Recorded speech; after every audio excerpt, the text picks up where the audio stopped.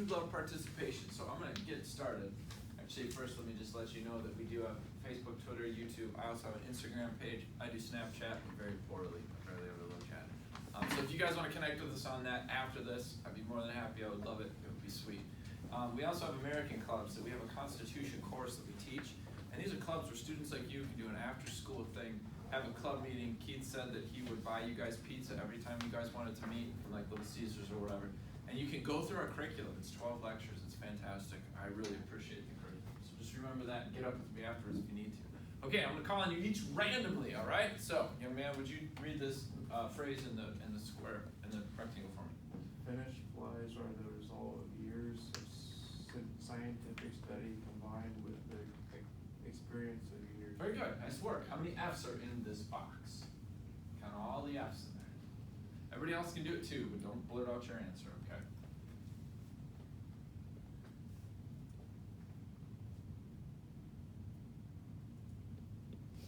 All right, what you got? 6. Smokes. Did any of you see 6? How many of you saw 3? How about 2? Anybody see 4? Anybody see none? That's good. Because there is 6 finished files are the results of years of scientific study combined with the experience of years. So 6 F's. See, it's really easy to overlook things. And I think oftentimes when it comes to the way that our government is supposed to work, we overlook a lot of things. So I'm trying to teach you guys to hone in that overlooking skill and start looking deep and critically. We're going to do an intelligence test. How many of each animal did Moses bring in the ark with him, sir? Not sure. How many? 2? Actually, I remember the story differently. Moses was like, I don't need an ark. Watch this. He split the sea. Just watch. Noah had the ark. No animals with Moses. Is it possible to end a sentence with the word the? No. No? Yes. Can you give me? No. It's not possible. I just did. The question ends in the. Like you could say, no, you can't end a sentence with the word the, but then you just did. What is the name of the raised print that deaf people use, young lady? Braille. That's blind people. Blind people. What do deaf people use? They don't use. There is no raised print, is there? That's right. Deaf people can read. All right, spell the word shop. Young lady that's laughing at her. Can you spell the word shop for me? Wait, what kind of shop? Just right here on the board, shop. Just say it out loud. S-H-O-P. One more time. S-H-O-P. What do you do at a green light? You? Stop. Ooh, don't follow her out of the parking lot. She's gonna get the green light. Stop! Bam! All right, we're thinking now. Okay, I got phrases in a triangle. Young man, would you tell me what each phrase says? Read it out loud for me. Paris in the spring, bird in the hand, once in a lifetime. Try it again. Really slowly. Read it word for word. Be critical. Start right here. Paris. Paris in the oh geez. Really easy to overlook things, isn't it? Guys, we do this every day in our life. We've got to be careful. We've got to think critically. We've got to slow down. And that's what we're going to do, especially when we talk about this. Now, all of us talk, I loved it today in school. Today's Constitution Day. It's also my anniversary. And I'm going to introduce you to my wife soon. But in the preamble, when you all said it, when they recited it today, it told us why our founding fathers gave us the Constitution. It was to, let's say it together, secure the blessings of liberty for ourselves and our posterity. Right. They wanted it for the kids. You know, everybody's like, for the children, for the kids. But they really did. They cared about future generations. And so do I. And I want you to as well, because someday you guys are going to become parents, many of you. Many of you will be able to raise kids, and you'll be able to experience all the torture that you put your parents through. I'm sorry. I meant the love and fun that you guys give to your parents. No, but honestly, my son here gave a really good answer in his confirmation class, my oldest one. And the pastor was there, and the little girl sitting next to my son said, Pastor, how did Dominic get so smart? The pastor pointed to me in the back of the room. And he said, do you see that man back there? His wife. So this is my wife. It's actually not my wife. It's just a picture of her. But horrible joke, sorry. That's my wife, Heather. She's back at home waiting. We're going to fly on an airplane at the end of today. The Fifth Amendment states this. Everybody read it together.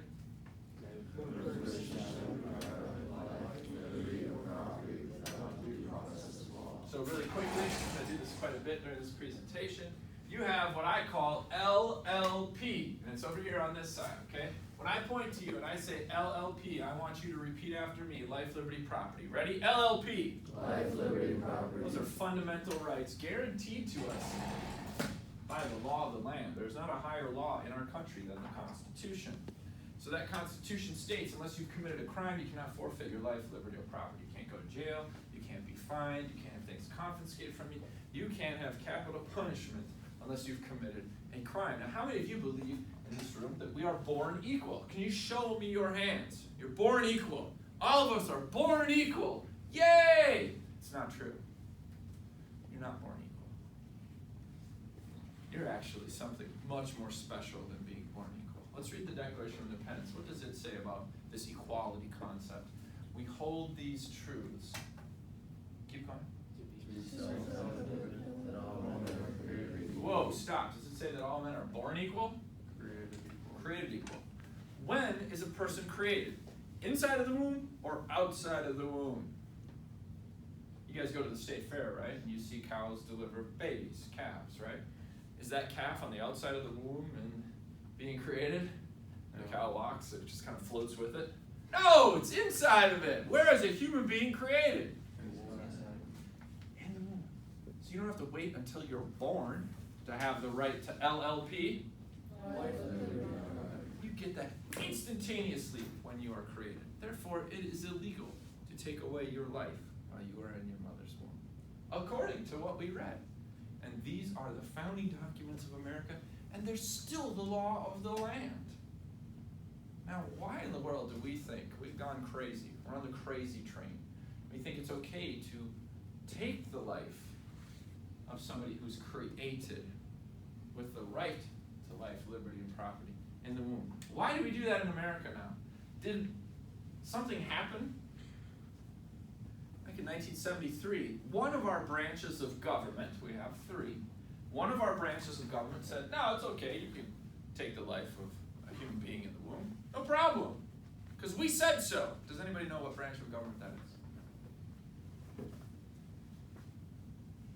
Starts with Supreme. The judicial branch said it's okay to take a life. Should we listen to them? Let me ask you a question. You're at a football game, Ohio State game, of course. They're playing Ole Miss, okay? And Ole Miss is just getting beat. It would never happen. But let's just say that they were. 50-0 halftime. The refs come out and they say, oh, this will not do. Ohio State, this is way unfair. Poor Ole Miss is getting their pants beat off them. The fans are hating it. We're going to change the rules. We're going to say it's okay now for Ole Miss to have 12 downs to convert to a first. But Ohio State, you only get 2 downs. Would we let the referees change the rules of football? No. No! Heck no! You are hired for one job, bro, and that's to apply the rules to the 2 parties in front of you. That's all a judge does. That's all a court does. They apply the law to the 2 parties in front of them. So what they ought to have done is said, no! Every created person has the right to life. That's what the law says. Therefore, we are going to enforce the law. But rather, we have what's called judicial activism. They think we can change the law. People will listen to us. And we have, tragically. And multiple millions of people have been killed in the womb. Your future cousins, brothers, sisters, friends. That's what's happened in your country. Because we didn't pay attention. Remember in the beginning I was doing those IQ tests so you guys could read and think critically? We've got to pay attention. It's super important. We're created. Now, everybody wants rights, and we can all agree on the fact that we want our rights. You want your right to life, right? How many of you have a vehicle? Anybody? Yeah. You want your right to your vehicle. What do you drive? Honda Accord. Honda Accord. Well, buddy, today after school, I'm going to take your Honda Accord and never give it back. It's a free country, buddy! I have a right to your Honda Accord. What would that be if I took your Honda Accord? Be stealing. Because a right is something I have the freedom to exercise, but I don't have the freedom to break the law.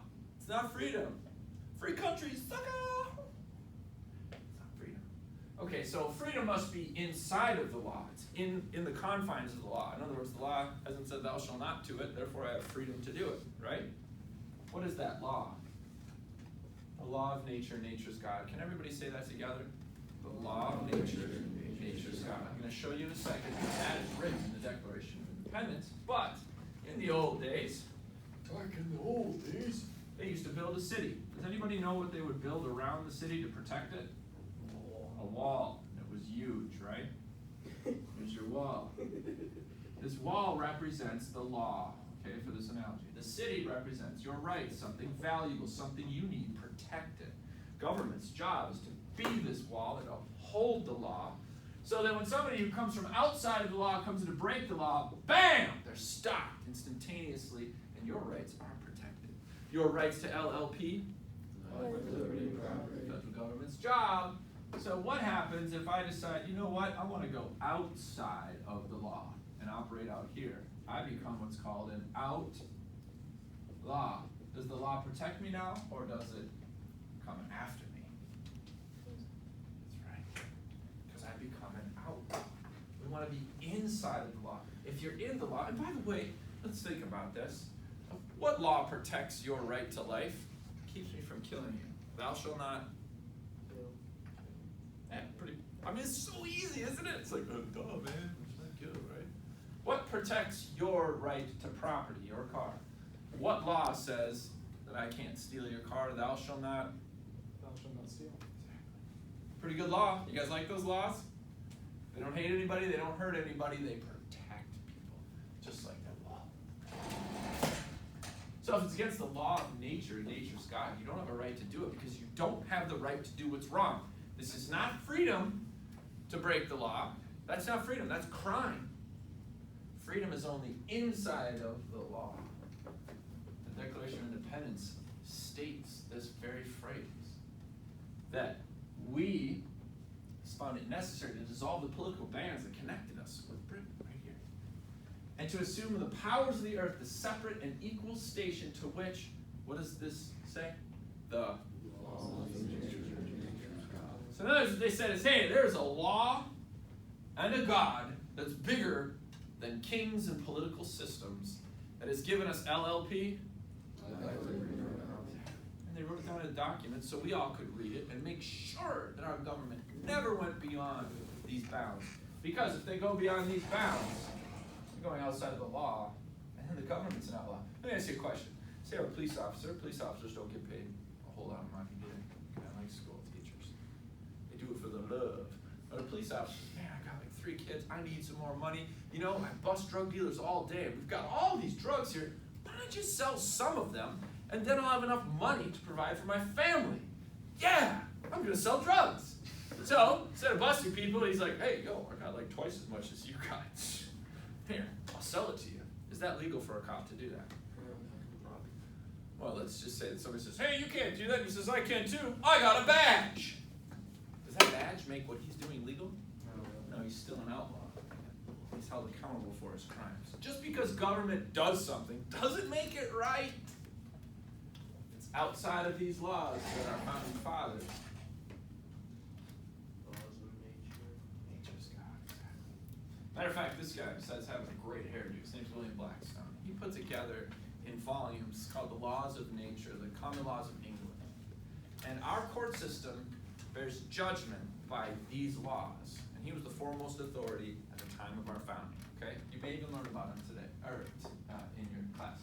He said, no enactment of man can be considered law unless it conforms to the law of God. That's right. And that law that he's talking about is the law of nature, nature's God. Now, on the tip of the Supreme Court, I'm a horrible drawer. The Supreme Court building. There is a man up there. This is my man. He's got a nice flowing beard. Matter of fact, you'll see pictures of him and the tablets that he has in his hand in your Ohio Supreme Court building.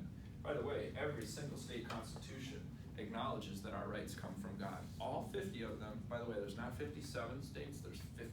So all 50 of them.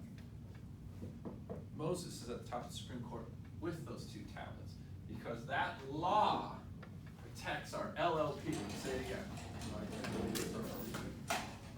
So where did I get this concept? I want to develop for you what's called an American view of law and government. This is what makes us different than the rest of the world. It's because of what we believe and how we govern ourselves. The Declaration of Independence. Let's read it together. We hold these truths. Self-evident that all men are created equal, that they are endowed by their Creator with certain unalienable rights. All right, stop right there. So we have a Creator that created us. That means there's got to be a God. We're going to call him God. That's generally what we call it. Somebody creates you, they are the God. So that's the highest authority, the Creator. And the highest authority, the Creator God, gave you what? Among these are life, liberty, pursuit of happiness, LLP again, there you go. And what is the purpose of government? That to secure these rights. And then it says, deriving their just powers from the consent of the governed, which is why we democratically elect, but we are not a democracy, because the majority cannot determine. Let's just say that we're going to go back to my friend here. Hey, I want to take his Honda Accord. I can't do it. So this is what I think. Well, what if I can get the whole class to vote in favor with me? And I'm poor, and I have so many problems. I can't afford my own car. So I need a car. Will you guys please vote with me that I can have the right to steal his car? No. Please? And let's say a majority of you buy that sappy story. Does that make it legal for me to steal his car? Even if we collectively agree that we can? No! Because the Creator said he has a right to property, and I can't break that law, even if a majority says. That's why we're not a democracy. The majority can't determine what is right and wrong. It's already been determined in the law of nature, and nature's God.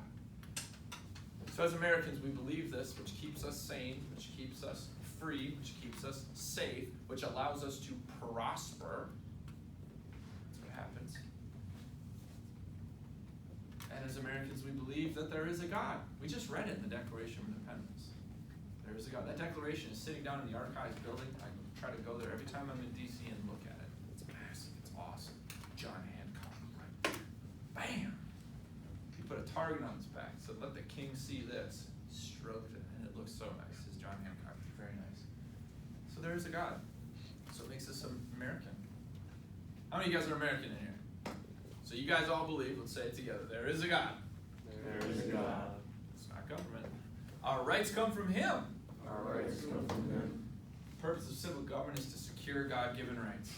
The purpose of civil government is to secure God-given rights. It's all summed up in that document I just showed you. It's exactly what it says. That's what it is to be American. If you serve in office and you don't believe this, then you have no business being in office. We should not elect people into office that don't believe this. Now, when we get to rights, this gets important, okay? Let me just say, remember we were talking about the court changing the rules and so on and so forth. Let's just say that I'm in government, okay? And I want to have a new right. And I'm going to lobby all my superhero friends and all the people across America because I want the right. I've always wanted it as a kid, and I know you want it too. I want the right to fly. How many of you want the right to fly? Wouldn't it be fun to fly? What if I could say, I can make you fly? How many of you would be down with that? Go ahead, show me your hands. Okay, sweet. So what is stopping me from flying right now? Well, you can't. I know I can. We've got to change that. So we're going to do that. What is stopping me from flying? What is holding me to the ground? Gravity. Ah, stinking gravity. We'll make gravity illegal. Gravity hates you. You know that. It hates girls. It will never let you fly. It hates people of color because it'll never let them fly. It hates Muslims. Can't let them fly. It hates everybody. It doesn't let us fly. For 200 and some years in America, we have been discriminated against and hated by gravity. So we're going to get rid of it. Yeah. So I go to my colleagues in Congress, you vote for me. Let us fly. Let us fly. Let us fly. And this is the campaign posters. And I convince all those knuckleheads in Congress to pass a law that makes gravity illegal. And now you have the right to fly. So they give it to us. And you know how this goes, right? The Senate has to confirm after the House does it. They do. They're like, yeah, all day long. I want to fly too. That'd be sweet. Let's do it. People love it. We've been polling the people, and 1,000 out of 1,000 people want to fly. Okay, great. Goes to the president. The president looks at it. What president wouldn't want to be the first president to lead his people to flight? Kennedy brought us to the moon. He brings us to flight. So the president signs it. Could you imagine him with the cape and his orange hair flowing? The president signs it in. It goes to the courts. The courts are like, wow, I better look at this. This seems a little bit irate. Well, the people really want it. Heck, they listen to everything we say anyways. We're just like the refs changing the rules. It's awesome. Yeah, we're living and evolving as a people. I think it's time we evolve into the ability to fly. Give us the right to fly. Tomorrow morning, we get up on top of one of the skyscrapers in Dayton, and we're gonna fly. I let you go first because I'm the politician. What's gonna happen when you jump? Gravity. What? Gravity? No, we got rid of that hateful, disgusting, despicable law. Gone! We made it illegal. No more gravity in America. What's gonna happen? You can because it's a law of nature. Like, What? I can't get rid of the law of nature. I'm the government, bro! yeah, it's God given right. It's one thing you can do. I wouldn't even call it liberty. You have the stupidity to jump. But you can't change the law. The law's gonna break you, isn't it? No matter what you do, no matter what you say, no matter what the court says, no matter what government says, no matter what the president says, no matter what a lobby group says, no matter what Twitter says, no matter, it doesn't matter! Because there is a fixed law. And we have fixed rights. And God has placed them. And because of that, we can look at that and say, oh, that would be a bad idea. I'm not gonna do that. And because of that, we can identify clearly what rights really are. Rights can't break the laws. Creation or evolution? Are we created equal, or does the document say we hold these truths to be self-evident, all men evolve equal? I mean, eventually you'll be on the same scale as her, because she's clearly evolved more than the rest of us. Full package.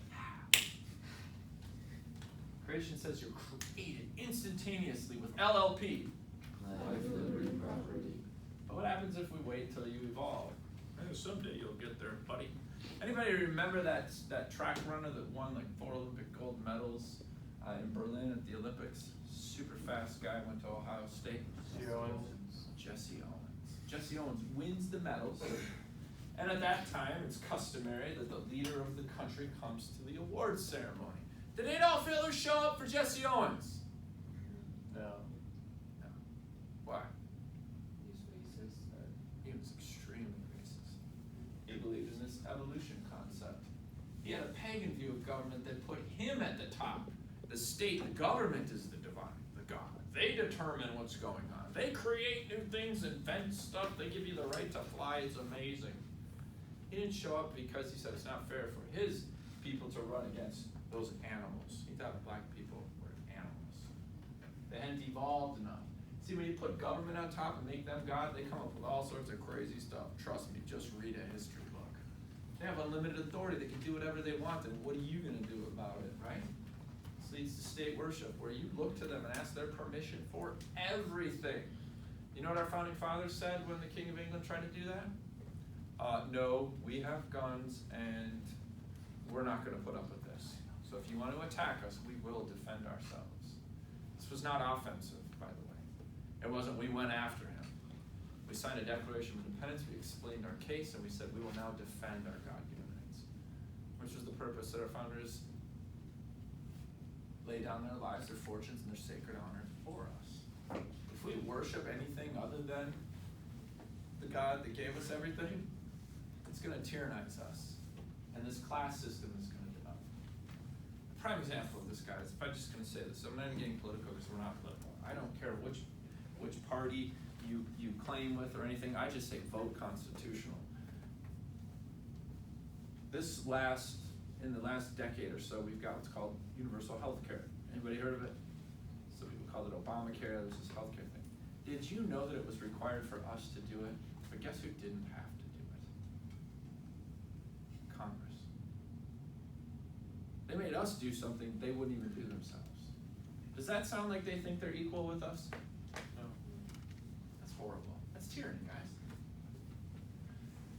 We have what's called a biblical view of government. We got it out of the book, The Law of Nature, Nature's God. He wrote it all down for us. He said, hey, listen, I gave government, right here, their job is to protect your rights. I limited their authority. It's limited. How many of you love our veterans? Why do you love our veterans? Because they risk their lives to save us. They risk their lives to save us. Exactly. Why do you love our veterans? Let's go a little bit further than that. What else do our veterans do?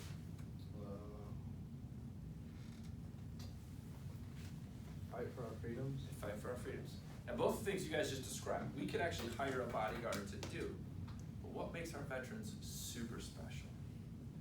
They're not only willing to risk their lives, they're willing to give their lives, aren't they? Yep. Do our veterans ever tyrannize us? No, they're just looking for the first person that's threatening their life, liberty, and property, and they're ready to take them out. I love that. You love that? I get patriotic, man. When I see them in the street with their hats, I shake their hands. At the parade, I stand for our veterans. Right, guys? Yeah. They're making this possible. They're the wall protecting our rights. I even give extra money to our veterans. I don't know if any of you have heard around the dinner table, around April 15th, if your parents have ever said, well, honey, this is awesome. We get to pay our taxes this year. Let's pay about $3,000 extra because I just love what they're doing up on Capitol Hill. Have any of your parents ever sent extra money for taxes? No, probably because why? Our veterans are over here with a republic, not thinking themselves better than you, but actually willing to serve you to the point of dying for you because they know that we're all created equal. But when it comes to tax time, we get a little skeptical because I think too many of our guys up there at Capitol Hill are operating over here, right? They're better than us. George Washington said this in his farewell address, and it used to be in school textbooks. I'm not sure if it is in your textbook now, but I encourage you to read this. I've got a little book. It's just a little teeny one, probably take you 15 minutes. After he became president, he was the first president under this Constitution, he had some feedback for the country that he wanted to share with everybody. He was the first guy that did it. Be like the first guy who went to the moon. We read his memoirs.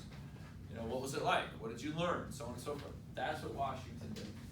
He said of all the dispositions and habits which lead to political prosperity, you want your politics to prosper? Then you need religion and morality as their supports. In any building, and this is pretty common sense, what do you need to uphold that building? You need some strong, firm pillars. You need that foundation and the pillars that are erected up to keep the strength of the building. What happens if you knock out the pillars? Even if the foundation's strong, if those pillars get knocked out, the whole building collapses. So what Washington is saying, and this is very important, those pillars are your religion, morality, your behavior, your love that you have for one another, your ability to identify what the law is and to secure others, LLP. That's what makes you great, Washington said. That's what makes your political institution prosper. It's not making things like graffiti illegal or going against those laws that were created to protect us, right? In vain would a man claim tribute to patriotism. He said you can't even be a patriot if you labor against religion and morality. You're not American, you're not a patriot.